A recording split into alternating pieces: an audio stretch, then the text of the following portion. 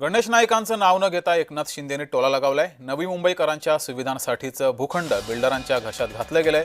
नगरविकास खात्यावर टीका करत गणेश नाईकांची पुन्हा एकनाथ शिंदेंवर तोफ गणेश नाईक यांनी डागली। दरम्यान यानंतर उदय सामंत यांनी गणेश नाईकांवर पलटवार केलाय। गणेश नाईक यांचा नेमका आक्षेप कुणावर आहे हेच स्पष्ट होत नाही असं उदय सामंत यांनी म्हटलंय।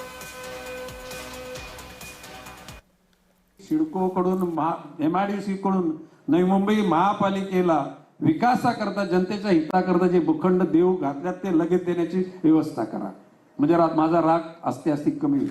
मला हे मंत्रीपद मी निश्चितपणे पक्षाच्या शिस्तीचा प्रशासन शिस्तीचा मी भोगता आहे, परंतु ज्या गोष्टी करता गणेश नाईक त्या ठिकाणी आमदार झाला मंत्री झाला ते जर का त्या ठिकाणी जनतेकरता मी बोलू शकलो नाही आणि ते जर मिळवू शकलो नाही ते मंत्री परत का चाटायचे का?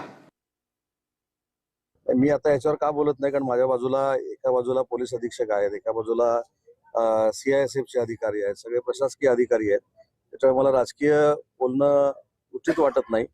पण मला थोड्या वेळानं संध्याकाळी रत्नागिरीत आल्यानंतर हा प्रश्न जर विचारला त्याचा मी चांगल्या पद्धतीनं उत्तर देऊ शकतो, ज्यांनी कोणी म्हटले त्यांना।